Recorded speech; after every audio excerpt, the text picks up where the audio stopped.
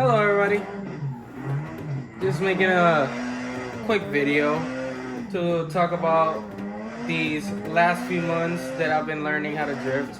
So let's start from the beginning. I bought a Logitech G29, no not G29, G923 on a Best Buy Black Friday. Black Friday sale, and at the time I was playing on Xbox, so I wanted something that I could use on my Xbox. I wanted a clutch pedal, I wanted a shifter, like an H pattern shifter. So yeah, I thought like the G923 was the way to go. I messed up. It's not easy to speak and drift at the same time. So yeah, I thought this was the way to go. And honestly, I would say do not buy this wheel unless it is off of Marketplace and it's at an insane price, like a good value and everything. But make sure to test it before you get it. So the wheel isn't bad, honestly. Like as you can see, I'm able to drift on it. The wheel actually responds pretty nicely and everything. You know what's going on. But I've driven in these past few months. I've driven, I believe it was a Fanatec wheel, it was direct drive. And honestly, the comparison is night and day. Like, you're not gonna get as good of an experience on a gear driven wheel as a direct drive wheel.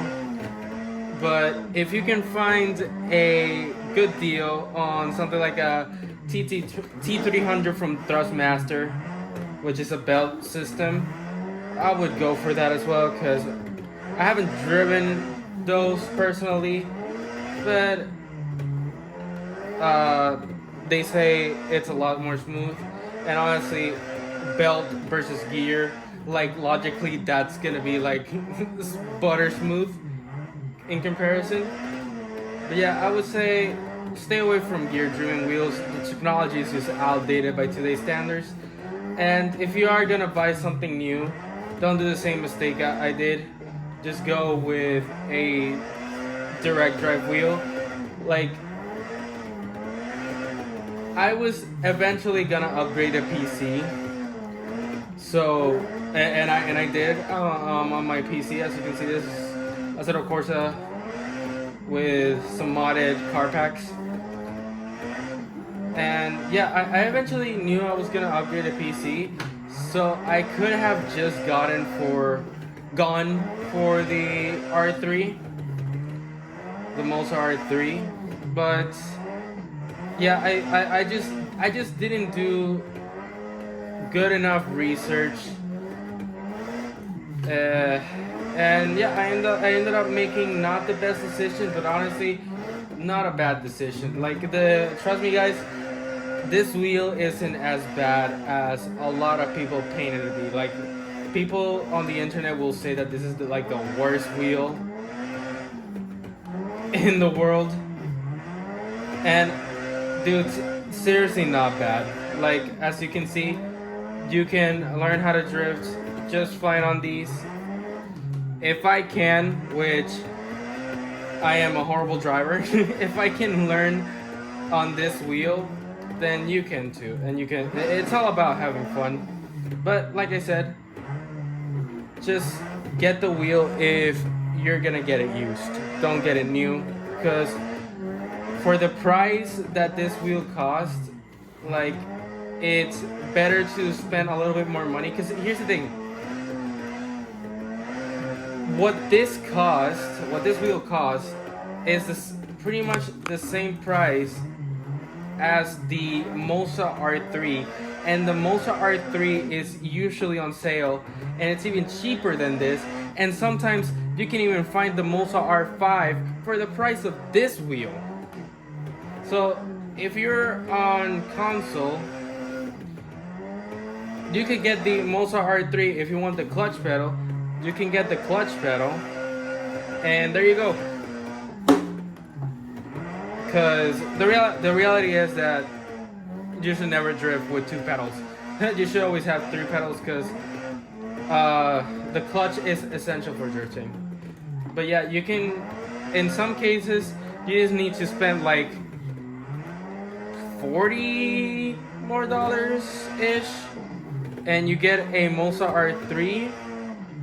And in some cases, you can even get the Moza, if you don't care about console compatibility, in some cases you can even find the Moza R5 around the same price as this wheel new. So like, there's no reason to get this wheel.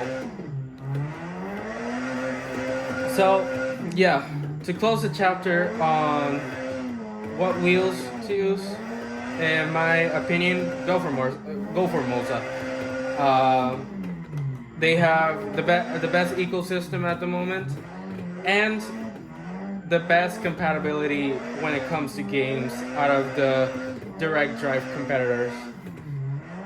So, about my drifting journey. So, I started in Forza Horizon 5.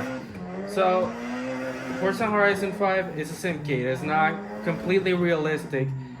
But honestly, the best thing you can do is get decent at drifting in a simcade. So I would always recommend trying out Forza Horizon 5, because the physics are really good, and it honestly helped me transition very well into Assetto Corsa. So I played Forza Horizon 5 for a few months, and then 2 weeks ago, exactly 2 weeks ago, I pulled the trigger on Assetto Corsa. It was on sale for $20. You get the entire game with the DLC and everything. I believe the sale is no more, but yeah, Assetto Corsa is on sale almost all the time. So yeah, I pulled the trigger on Assetto Corsa, and I was like, okay, it's time. I've been avoiding Assetto Corsa, but yeah, I need to stop being a pussy and actually get into the realistic shit. So that's what I did. Pulled the trigger on Assetto Corsa. And yeah, for the past 2 weeks, I've been trying to practice every day. I haven't been practicing every day because life, but I've rarely missed a day of practice. And as you can see, I am proud to say I am an amateur drifter. I can hold drifts. I can hold angle. So yeah, I've gotten pretty decent at this. And again, talking about the wheel, as you can see, this is a Logitech G923. So if you got like a G29 or anything, all I would say is get the wheel mod. Like, I went a bit overboard with the mods, and I even put a quick release on mine, which is not necessary, but you just need a bigger wheel. Oh, god damn it. I failed that so bad. You just need a bigger wheel. This wheel is cheap as hell. I got it off Temu. I got like all of the mods that I did to this wheel, I got them on Temu. Like the quick releases from Temu, the wheel base attachment thing is from Temu. The wheel is from Temu again. And yeah, it all works great. So yeah, guys, that's gonna be everything for today's video. I just wanted to share my experience so I could inspire some of you to start sim drifting. And honestly, dudes, sim drifting is amazing. Like if you want to get into motorsports in general, like I'm not doing just drifting. I'm also learning rally racing, but rally racing is just extremely hard. I'm on Dirt Rally 2.0. So this is my PC right here, this tiny box. So yeah, not a very powerful PC. I'm broke, but yeah, this is not a very powerful PC. I actually wanted to get Assetto Corsa Evo, but Assetto Corsa Evo wouldn't run on the PC, so I ended up refunding it and getting Assetto Corsa, the original, and I also got Dirt Rally 2.0. And yeah, guys, the point is to have fun, enjoy the hobby, because at the end of the day, motorsports are very expensive, and sim racing has gotten extremely realistic to the point where just doing the real thing, if you're in a situation where you cannot do it financially, or in my case, even if I was financially like if I was wealthy, if even if I was wealthy, I could not do these stuff, because I'm Puerto Rican. I live in Puerto Rico, and there are no drift tracks. If I wanted to do rally racing, there's no rally tracks.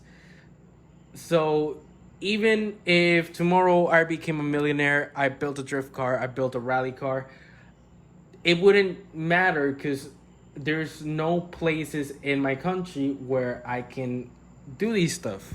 So sim drifting has filled that void in my heart, where I've loved cars. I've wanted to do drifting and rallying, and I cannot do that because of where I live. So I do it in the sim, which is very close to reality. Like obviously, there's things that the sim cannot replicate, like G forces, having your butt in the seat and feeling what the car is doing. But it's still really good. It's still a lot of fun, and that's the point of this, to have fun. That's the point of hobbies, to have fun, to enjoy yourself, enjoy doing something you like. And yeah, guys, I hope my experience could help a lot of you get inspired into buying a wheel, getting a Assetto Corsa, the rally, or whatever, and getting into this amazing hobby that a lot of people are getting into and having shit tons of fun in. So yeah, I'll see you guys.